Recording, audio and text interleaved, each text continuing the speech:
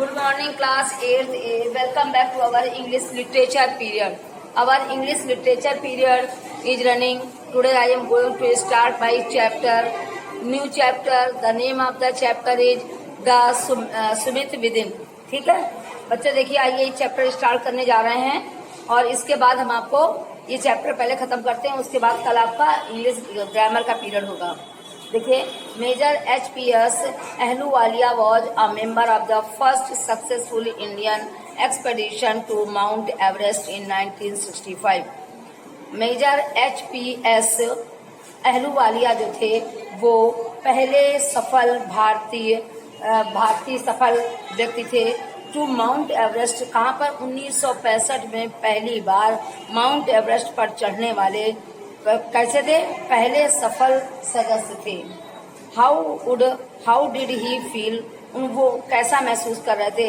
When he stood on the highest point in the world, जब वो संसार के सबसे ऊंचे वाले पॉइंट पर पहुंचे तो वो कैसा महसूस कर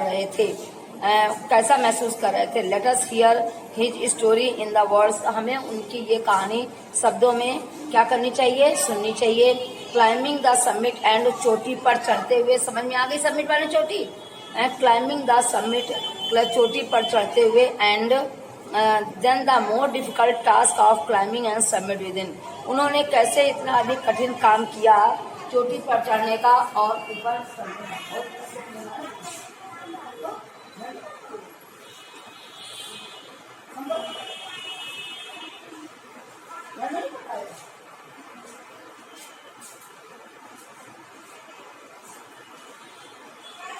of all the emotions which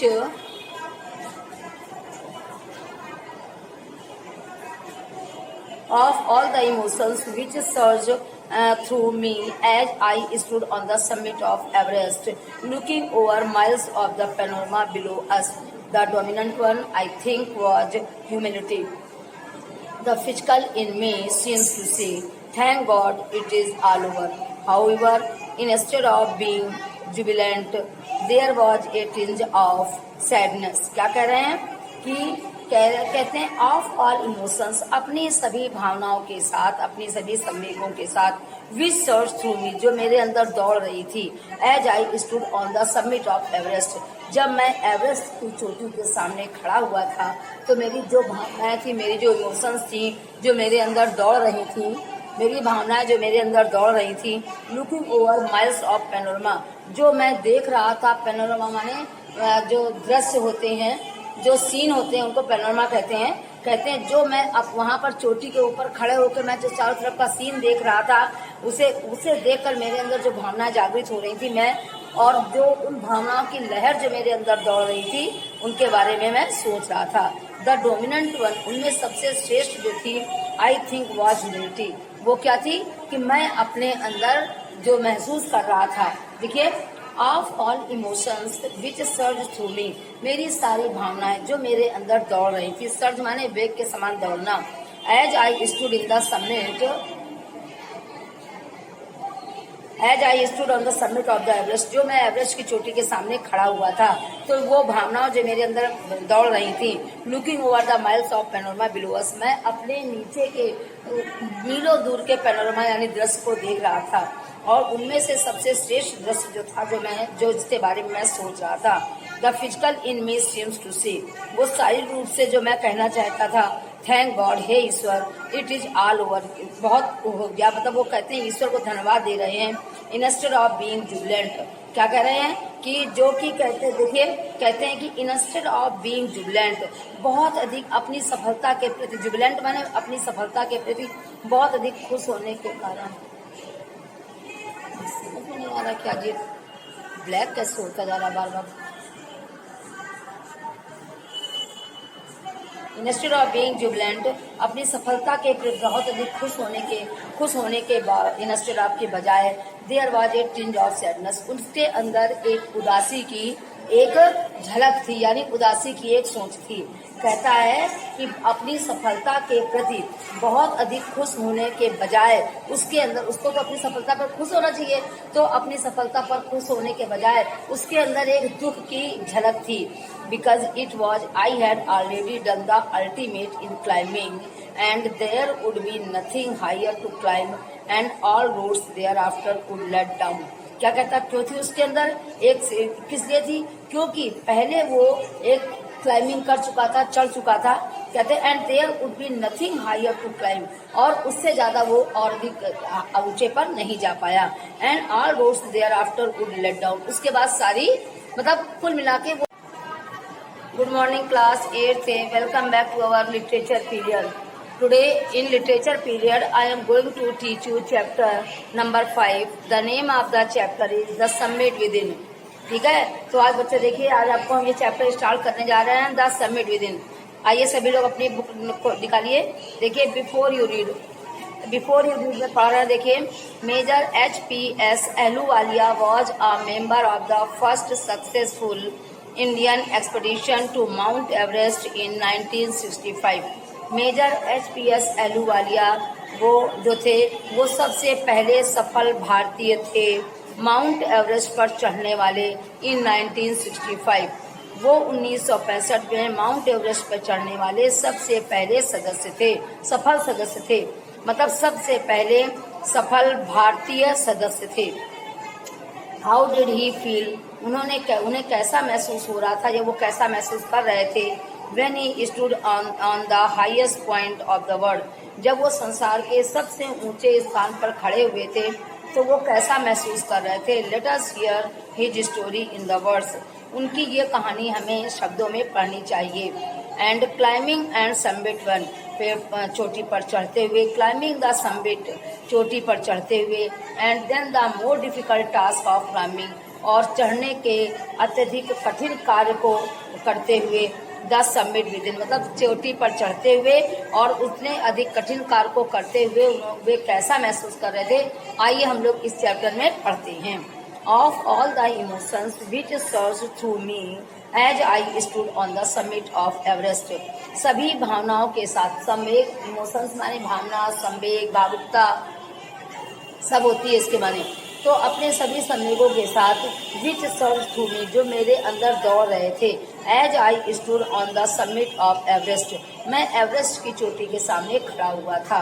looking over miles of panorama below us, और मैं नीचे के मीलों दूर के, लुकिंग ओवर मैंने देख रहा था, माइल्स ऑफ पेनोरमा, मैं नीचे की मीलों दूरी को मैं देख रहा था। The dominant one I think was humility, और उसमें से जो हमारी सबसे श्रेष्ठ चीज थी वो क्या थी कि मैं अपनी ह्यूमिलिटी माने अपने असम्मान के बारे में सोच रहा था। ह्यूमिलिटी माने बेइज्जती, ठीक है, इससे बना हुआ, मैं उसके बारे में सोच रहा था, अपने असम्मान के बारे में सोच रहा था।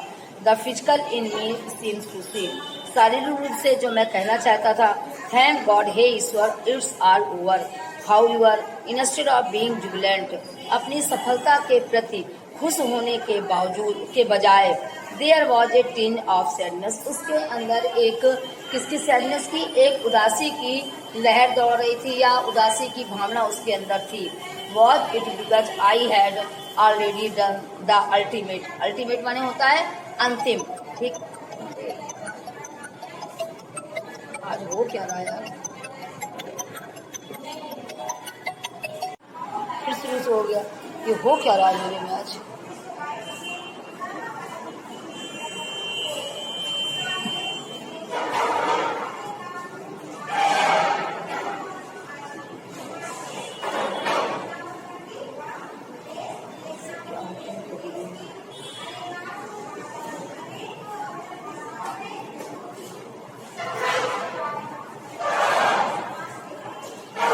Was it because I had already done the ultimate in climbing and there would be nothing higher to climb and all roads thereafter would let down?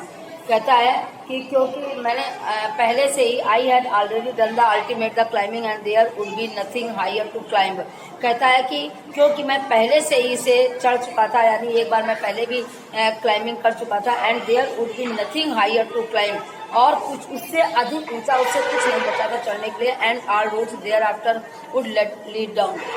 कहते by climbing the summit of Everest you are overwhelmed by a deep sense of joy and thankfulness. कहते climbing Everest की चोटी पर चढ़ते हुए, Everest की चोटी पर चढ़ते हुए तुम बहुत अधिक भावनाओं के वशीभूत होगे। By deep sense of joy and thankfulness, ईश्वर के प्रति धन्यवाद देने के लिए और एक आनंद की भावना से वशीभूत होगे। इट इज जॉय, कितना आनंद प्रदान करता है, विच लास्ट आर लाइफ टाइम। ये हमें एक बार चोटी का चढ़ना पूरे लाइफ टाइम यानी पूरे समय तक हमें एक प्रकार की खुशी प्रदान करता रहता है। कोई ऐसा काम करते हो तो होल लाइफ आपको लगता नहीं रहता कि हमने ये काम किया। कहता the experience changes your completely, और वो अनुभव आपका हमेशा आगे बढ़ता रहता है। The man who has been to mountains is never to same again. वो व्यक्ति जो कभी भी who has been through the mountains, जो पर्वतों पर चढ़ चुका होता है, is never the same again, वो फिर अगेन वैसा ही नहीं करता है। एक बार कोई अगर पर्वत पर चढ़ चुका होता है तो कोई बार बार चढ़ेगा नहीं चढ़ेगा ना, क्योंकि एक बार चढ़ के वो जान चुका होगा। वही चीज उसके साथ है। As I look back at the after climbing Everest I can not help remarking about the other summit. As I look back at the life, जब मैं अपने पीछे जीवन के ऊपर पलट कर देखता हूँ, आफ्टर क्लाइंबिंग चढ़ने के बाद, एवरेस्ट पर चढ़ने के बाद जब मैं पलट के एक बार फिर से देखता हूँ तो कहता आई can not help remarking about the other summit. तो मैं किसी और चोटी पर दोबारा चढ़ने के बारे में नहीं सोचता हूँ। The summit of the mind no less formidable and no easier to climb, क्योंकि चढ़ना दोबारा इतना सरल नहीं होता है।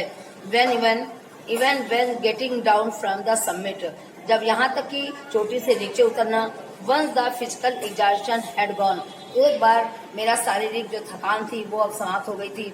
आई began asking myself the question, मैं स्वयं से प्रश्न पूछने लगा था, why I had climbed Everest, मैं क्यों एवरेस्ट की चोटी पर चढ़ चुका, why I had climbed Everest, मैं क्यों एवरेस्ट की चोटी पर चढ़ा। Why did the act of reaching the summit have such a hold on my imagination, कि क्यों इस प्रकार का जो मेरी भावनाओं में, क्यों इस चोटी पर चढ़ने का विचार पुनः फिर मेरी भावनाओं में आया।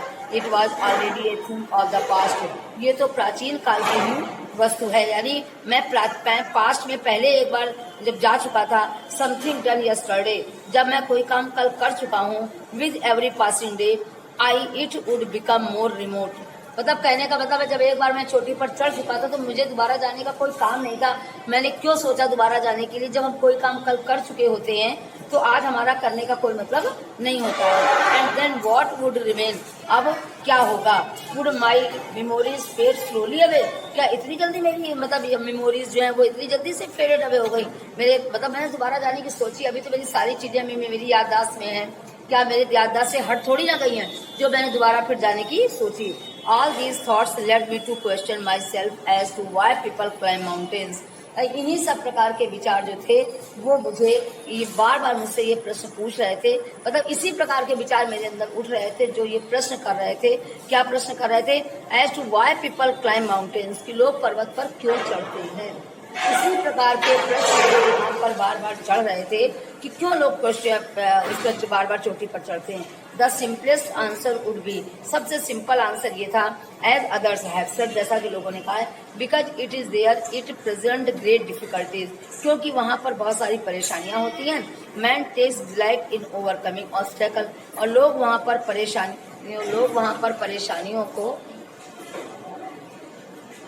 परेशानियां होती हैं और लोग उन परेशानियों का सामना करके पेड़ों मतलब ऑब्स्टेकल माने परेशानियां, बिकॉज इट इज देयर, वो इसलिए करते हैं, इट प्रेजेंट ग्रेट डिफिकल्टीज, कि वो बहुत सारी परेशानियां प्रस्तुत करते हैं।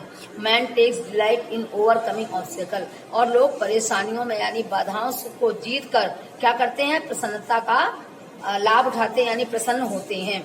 The obstacle in climbing a mountain are physical, पर्वत पर चढ़ने की जो बाधाएं हैं, परेशानियां हैं, वो हमारी शारीरिक है। जब पर्वत पर हम चढ़ते हैं तो हमें कहाँ पे हमें परेशानी महसूस होती है, शारीरिक परेशानी होती है ना, कि कहीं गिर जाए, पता नहीं आएगा भी कि नहीं आएगा, ये स्क्रीन ब्लैक हो जाती है,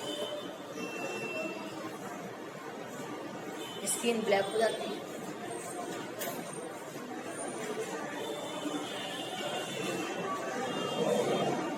जुड़ेगा कि नहीं जुड़ेगा तो थोड़ा ही भेजेंगे। सुनिए, पहला वीडियो बन चुका था 5 मिनट का, फिर उसके बाद कट कर दिया, फिर दोबारा शुरू करा। अब वो जिससे पहले जोड़ते थे ना, वो भी हटा दिया हम लोगों ने, तो जोड़ने का भी कोई साधन नहीं, तो फिर दोबारा बनाया है। अब अगर नहीं वो जुड़ पाएगा नहीं तो फिर छोटा ही से भेजेंगे आज। ठीक है, देखिए, to climb to the summit means endurance, और चोटी पर चढ़ने का मतलब है कि हम अपने साहस को क्या करें, एकत्रित करें, एकजुट करें। ठीक है, and persistence and will power, अपने साहस को, अपनी दृढ़ता को और अपनी इच्छा शक्ति को हम मजबूत करें। देखिए, चोटी पर चढ़ने का मतलब है अपने साहस को, अपनी सहनशीलता को और